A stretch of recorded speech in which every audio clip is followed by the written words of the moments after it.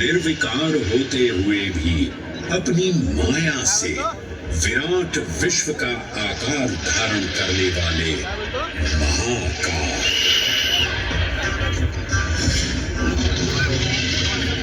मेरुगिरी को धनुष और भगवान विष्णु को बाण बना दैत्यों के 3 पुरों का नाश करने वाले महाकाल। वो महाकाल जो तीनों लोकों में विद्यमान सभी शिवलिंगों में प्रधान है।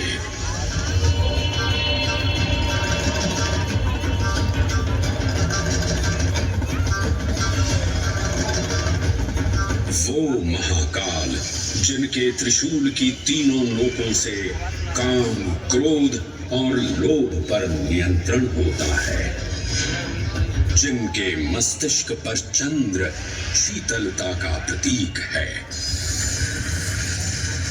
और जिनकी सवारी नंदी के 4 चरण सत्य, दया, दान और तप का चिन्ह है।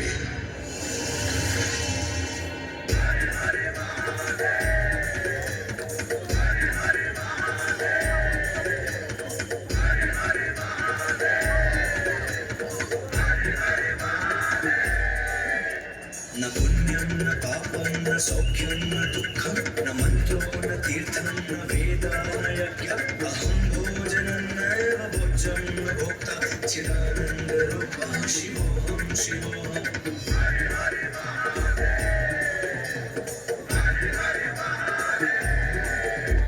अहं निर्विकल्पो निराकाररूपो विभक्त्वान् च सर्वत्र सर्वेन्द्रियाणां न चासङ्गतं नैव मुक्तेन मे चिदानन्दरूपः शिवोऽहं शिवोऽहं चिदानन्दरूपः शिवोऽहं शिवोऽहं चिदानन्दरूपः शिवोऽहं शिवोऽहं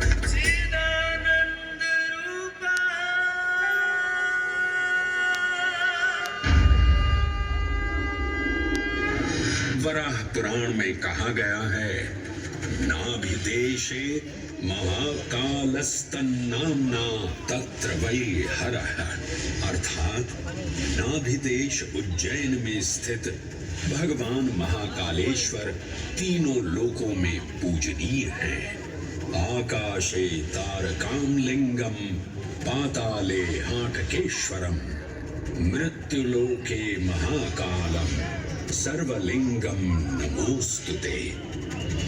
आकाश में तारक लिंग के रूप में, पाताल में हाटकेश्वर के रूप में और मृत्युलोक में महाकाल के रूप में स्थित भगवान शिव को प्रणाम।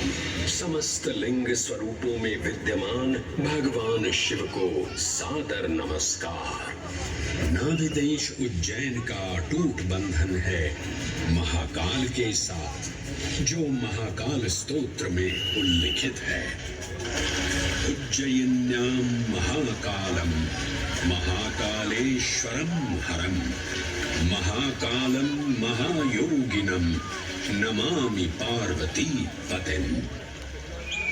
तो चलिए मैं आपको कथा सुनाता हूँ इसी महान उज्जैन नगर की।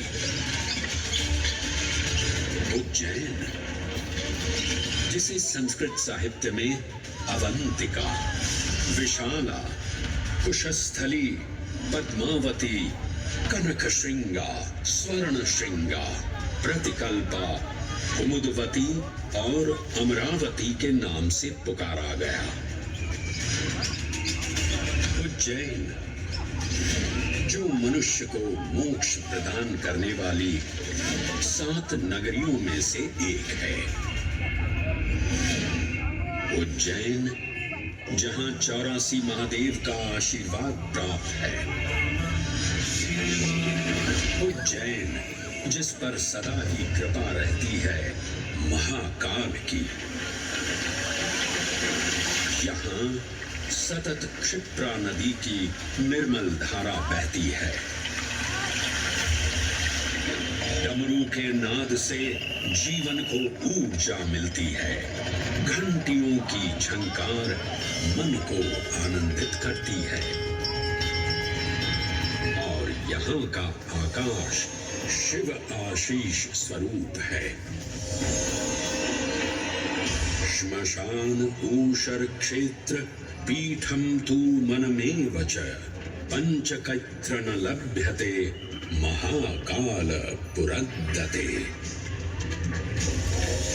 अर्थात यहाँ पर श्मशान, ऊषर यानी अनुपजाऊ भूमि, क्षेत्र अर्थात पवित्र भूमि, पीठ यानी शक्ति स्थान और मन अर्थात आध्यात्मिक शांति का स्थल, पांचों एक ही स्थान पर उपलब्ध है।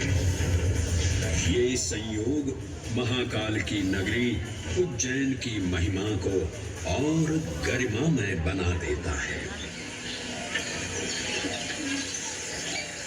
उज्जैन के इस अलौकिक स्वरूप से प्रभावित हो महाकवि कालिदास अपने काव्य मेघदूत में लिखते हैं, हे जलधर, यदि महाकाल के मंदिर में समय से पहले तुम पहुंच जाओ तो तब तक वहां ठहर जाना जब तक सूर्य आंख से ओझल न हो जाए। शिव की संध्याकालीन आरती के समय नगाड़े जैसी मधुर ध्वनि करते हुए तुम्हें अपने धीर गंभीर गर्जनों का पूरा फल प्राप्त होगा। ये संध्या आरती जिसे कालिदास ने सराहा है अत्यंत महत्वपूर्ण है, क्योंकि ये वो प्रहर है जब सभी देवी देवता गंधर्व यहाँ उपस्थित होते हैं।